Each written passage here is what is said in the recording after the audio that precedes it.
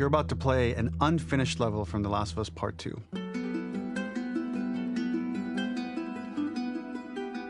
The reason we added this section is there are a few sequences, and we picked the 3 of the best ones, that we cut from the game. Often we build a game that's much bigger than what ends up being the final product. They were months away from being finished, but we wanted to give you an insight of what it's like when we built a game, because often we have this whole thing constructed and it doesn't have final art or audio or dialogue. And here you get to see the building blocks of what it's like when we first string a bunch of these levels together. This is the intro to the first deleted level, and this one is the roughest of the 3.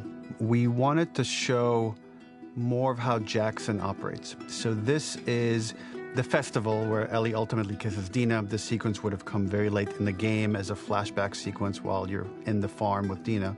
And we wanted to show what is the rest of Jackson doing, and wanted to put on the stick, make it interactive. So you could see when you're outside, there are all these almost like carnival games that you can play. You could mix drinks, you could play with these kids that are playing a sort of clicker Marco Polo, sit down and listen to conversations. And all the different interactions were first or second pass, very, very early passes. The building blocks are there, but nothing is final. And ultimately, while we were very excited by this sequence, it's pretty fun and lighthearted. It just slowed things too much as we're barreling towards the end of the story at this point. So again, reminder, rough, missing audio, missing animation, missing gameplay tweaks, missing dialogue, but pretty representative of what it would have been. So enjoy.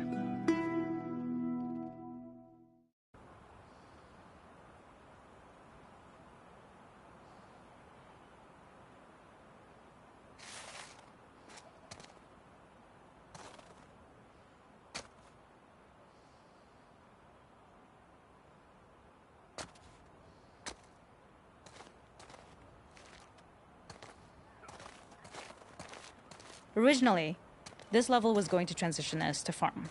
We would go all the way through to the dance, where Ellie and Dina share their first kiss. Then we would play through farm, and when Ellie plays the guitar at night, she would remember the Seth incident. So, the opening for this was a little tricky. We needed it to match at least a little what you might expect emotionally coming from prior beats, because we were already purposefully disorienting you in time and space. Remember, you just came from this huge fight. To jump straight into it would have been a little too jarring. After some back and forth, we rooted it in Ellie's nerves, calling back to her hands shaking in the theater. But this time, for a much more innocuous reason we'll find out later. She's nervous because she has a crush on Dina, who is the only reason why she's here at the dance.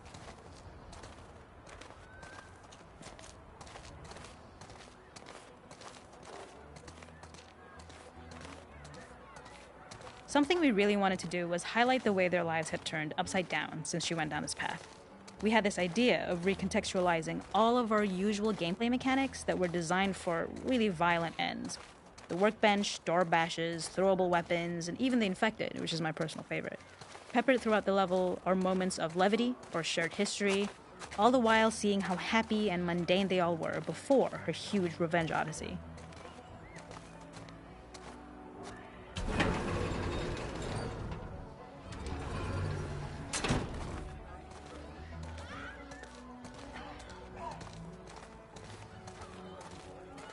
It is not a festival without one of these throwing games. This one, of course, uses our throwable system where you're often chucking explosive things or stunning things, but for a more wholesome purpose, although some people take this game really seriously. A fun aspect of this is if you did well, you could win a toy here. Ellie would place it in her pocket. If you had done this, you'd find the toy with JJ, the baby, later back at the farm. When we cut this, the toy made it through anyway because it was so cute. It is the same one you see on the tractor at the farm. Ollie the elephant.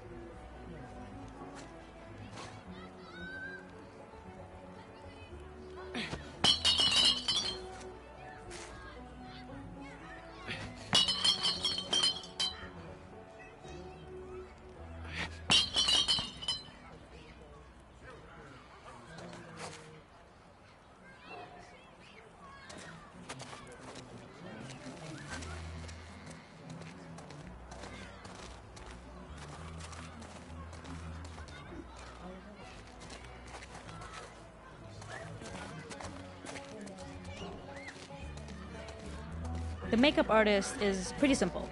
It's one of those little in-game scenes we peppered in to make it feel like Ellie had roots in the town. Hallie, our writer, mentioned that in her mind, an ex-girlfriend of Ellie's tattooed her arm to cover up her scar. So we figured this might be the only time you get to see that. We wanted to hint at it and allude to it and make it feel like there had been so much more that had been happening and so much more that Ellie threw away.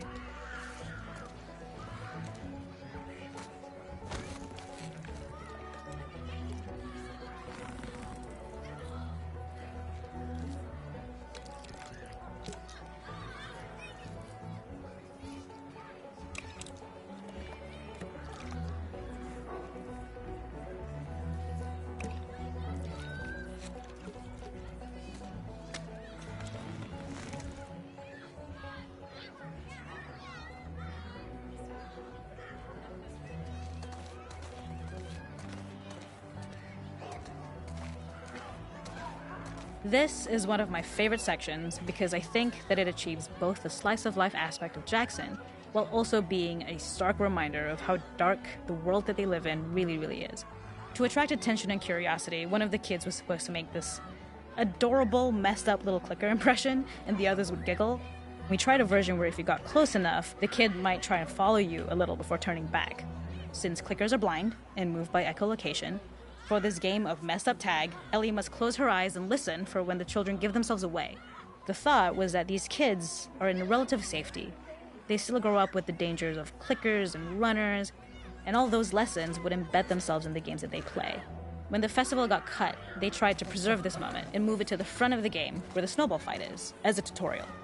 However, being in the headspace of a clicker doesn't really teach you how to deal with them.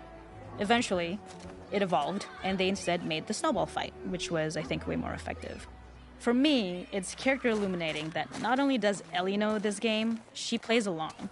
There's a familiarity with the kids that's really nice to see, especially because it's such a difference from the Ellie we see later, who has a sort of hollow normalcy that she's trying to get with JJ, but kind of fails.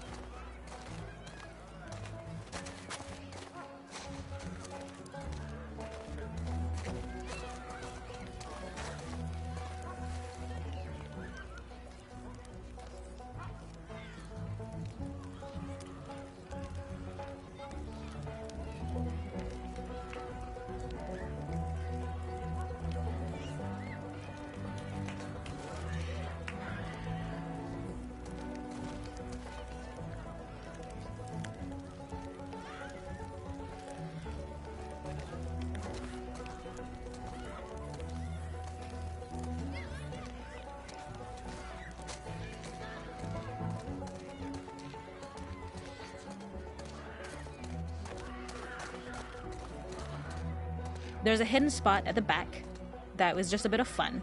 It was highlighting Jackson's normalcy with something we would find in a real world.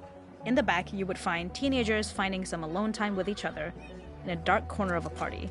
It was rewarding the player for peeking into a hidden corner, but ultimately redirecting them back to the festival. We also had versions of them smoking weed here, despite Maria's consternation, probably having gotten it from Eugene.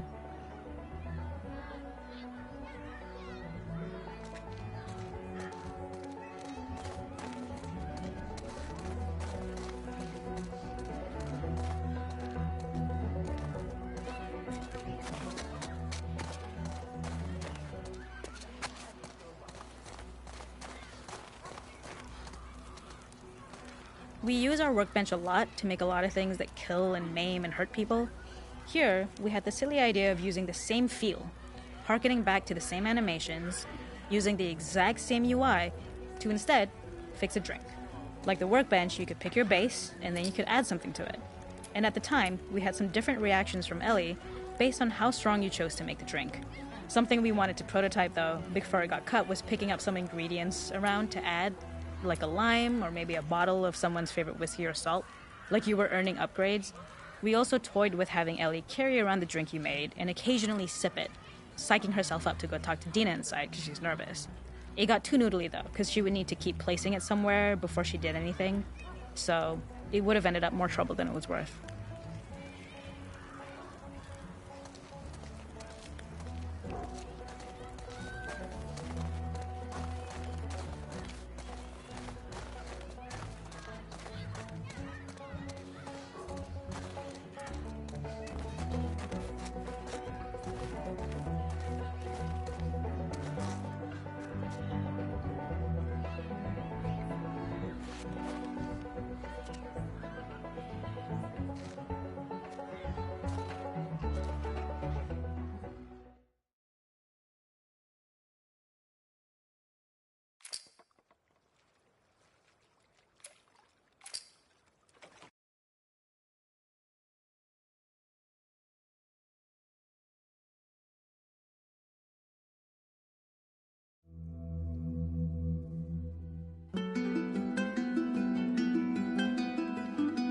In this second deleted level, which is an extended sequence of the sewers in Seattle, this comes on the heels of where Ellie goes into a building and she survives an attack by stalkers and gets thrown out of a window and gets swept away by the current. And then we cut this section that used to be there in the final game.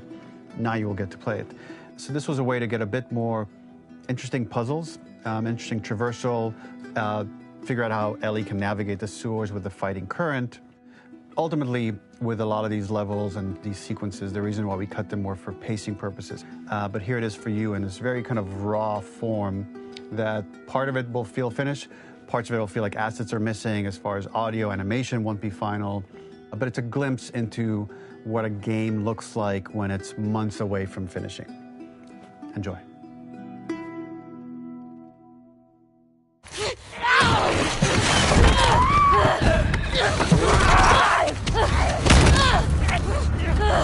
Get off of me!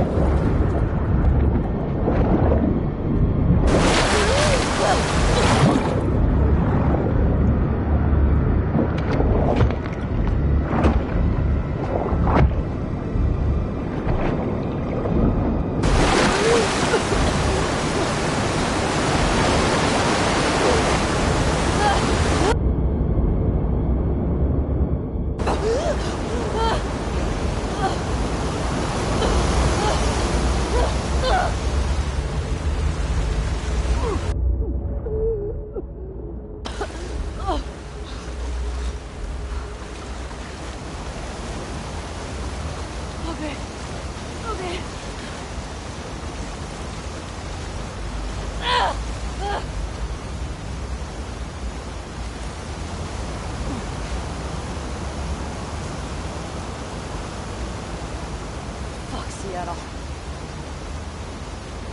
Okay. Where the hell am I?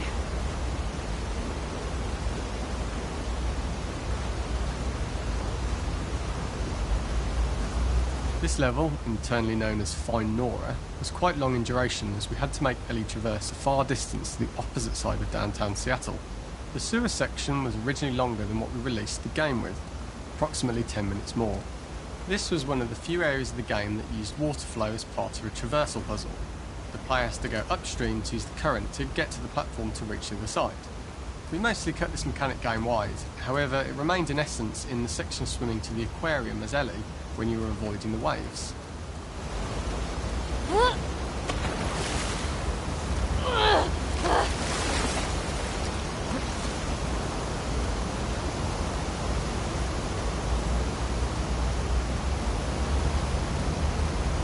When players reach the doorway and enter into the room, they are faced with a dead end.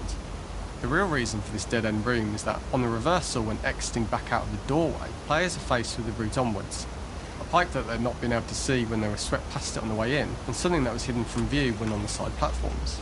The intention here being that the only option is to go off the standard path in order to search for a way out.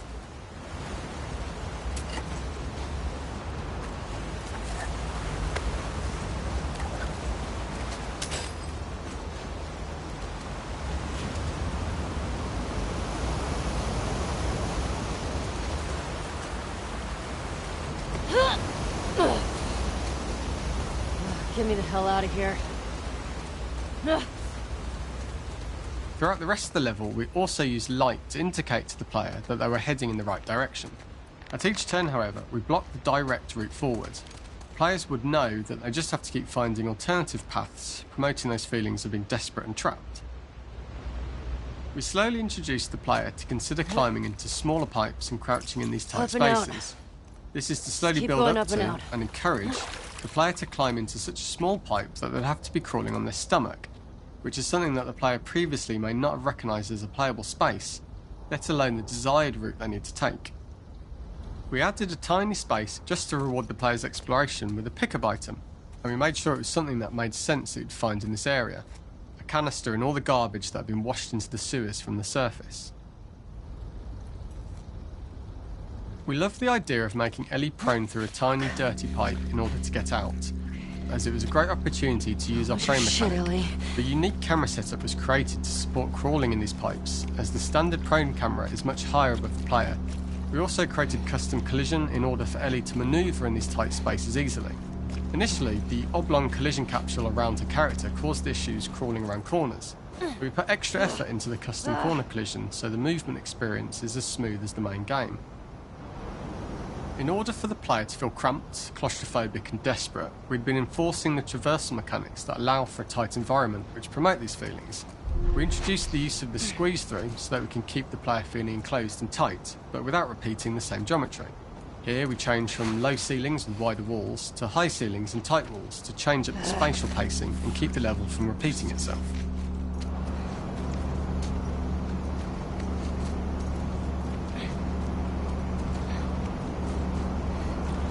Shitty place to die.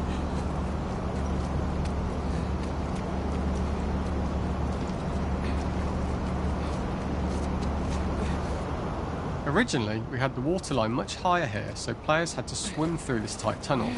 However, from watching user test feedback, it was occasionally causing people to discount the route entirely and turn back on themselves.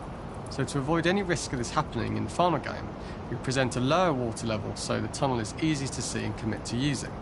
Although this isn't as impactful without the prone swim, it's the better decision as it means a smoother experience for the player with no backtracking frustration. As we surface from the water and over the crest of the slope, we reveal what is further in this tunnel. A clicker that has sprouted and fungus has grown on the sides of the pipe. It was great to see people who user tested this area becoming increasingly worried as we forced the player to squeeze past the fungus and inches away from the clicker's face, all the time not being sure whether the clicker might be alive or attack them. Although we aren't as cruel as to force a clicker attack in such close proximity, we do have a payoff for this moment. This clicker momentarily turned into Joel to show Ellie's PTSD from what happened to Joel at the start of the game. Ultimately, we decided to save this moment for the farm level, as it was more impactful there because it could become the centrepiece of that experience. Whereas in the sewers, we weren't able to make it as much of a narrative point and give it the breathing room and reaction time that it deserves, given the tight space.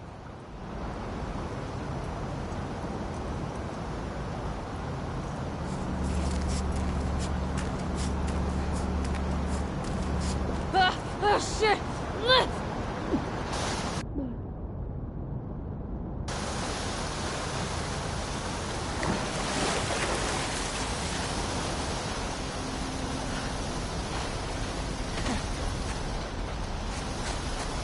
For the final section, we eventually opened you out into a wider area as you traverse through such tight spaces leading up to this. So changing the environmental pacing makes it begin to feel like we're coming to the end of Ellie's ordeal. An earlier iteration used the current that we'd shown at the start for a slightly tougher traversal puzzle to conclude the sewers. The ladder was clearly visible from most of the area, but the player was faced with a fast-flowing torrent of water they couldn't cross. If the player attempted to jump into the water, they were not able to swim across the ladder due to the water's speed. But instead, they had to traverse the pipe running along the top of the space in order to get across the water.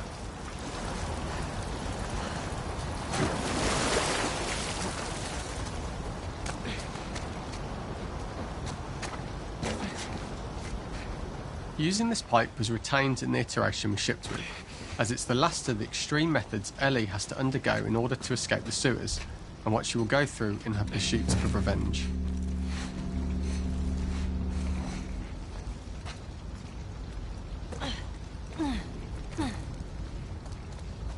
The last ladder climb is quite lengthy, and although we could have trimmed it down to a shorter climb, we liked how this last segment of the journey built anticipation for whether there was success at the top or not after all you've been through.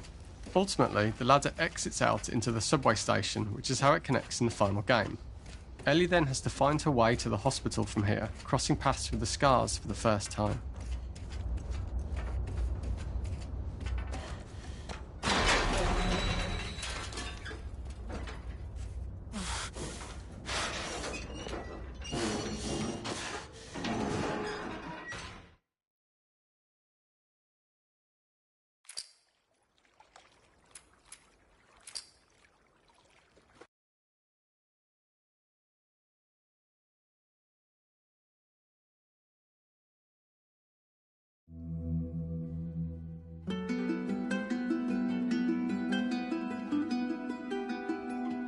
For this third and final deleted level, what we call the boar hunt sequence. This was a sequence pretty late in the game. It was right after the whole Seattle Abby sequence where Abby spares Ellie.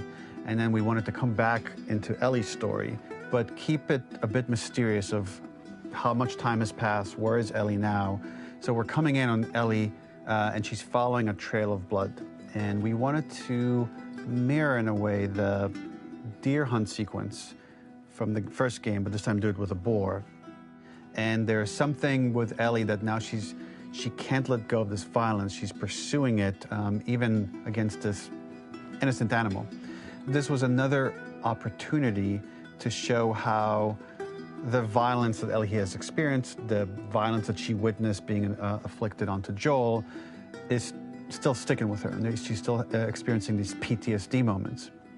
This was a sequence that was pretty far along and was cut pretty late in production. Parts of it are still really rough, but the gameplay, the building blocks were all there. I think you'll have fun to see, like, again, a rough, unfinished sequence that you can play. You can see all the way to the end, and including a cinematic that we end up cutting. And the remnants of the sequence ended up being mentioned in Ellie's journal. So this part of the story that we developed still made its way into the game as kind of optional stuff that you could read about, but here you get to experience it. So as a reminder, this is pretty rough, months away from being finished, but you get to see it now.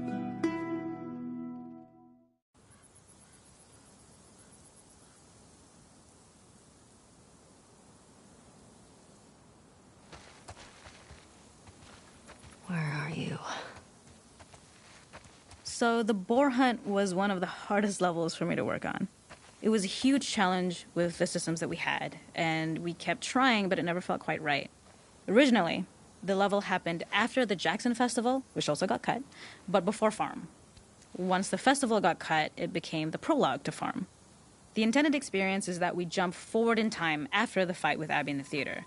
We don't know where Dina is. We likely assume she's dead because she was just bleeding out. Ellie is alone. Her hair is short. So maybe this is the future or the present. And she's hunting. Hunting who? Abby still?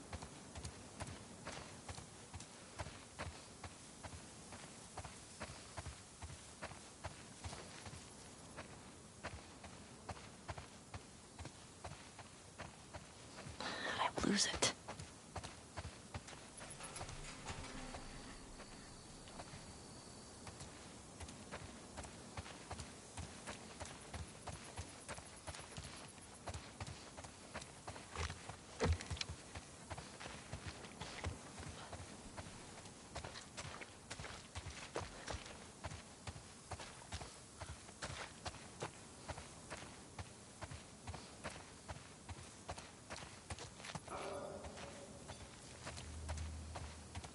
In early iterations of the fight, it was more arena-like. The player slowly whittles down the boar's health. Ellie gets more visceral and more vicious. We get a little worried about her. As the boar gets weaker, more panicked, more feral, and we start feeling sympathetic to the boar, was the hope. In all of these iterations, especially of these wider areas, it required custom AI and scripting to make sure it continued to feel organic as an animal, but we really needed it to do specific stuff. It needed to be able to close distances really, really quickly. It needed to charge to attack, but we wanted the feeling of hunting, so we needed to track it down from afar. And we also needed to discourage the player from attacking the boar when it's that close, or it would kind of turn into this melee kerfuffle. How do we do this in our world while keeping the boar believable?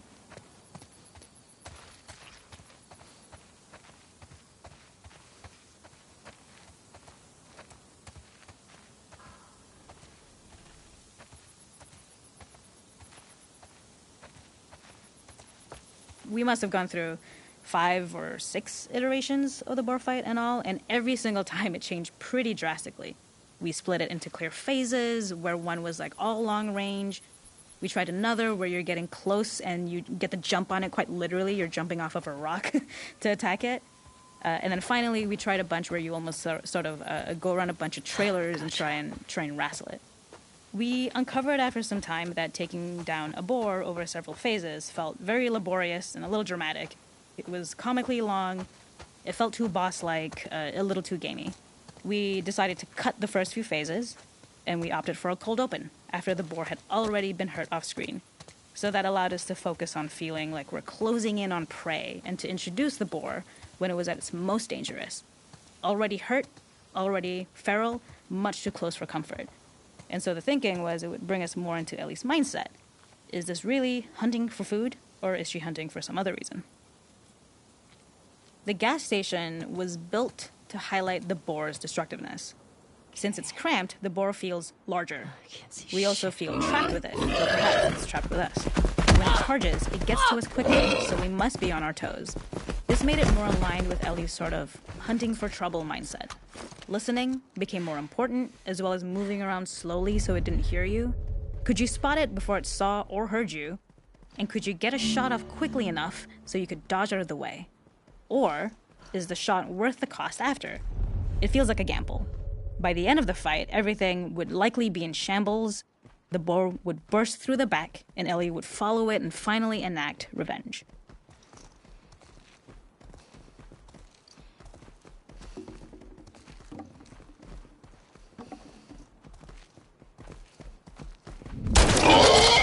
Got you.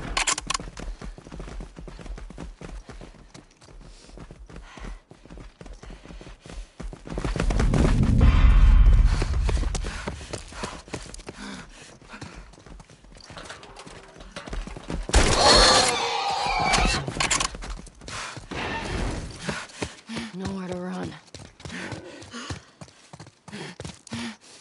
The boar kill was supposed to be anything but glorious.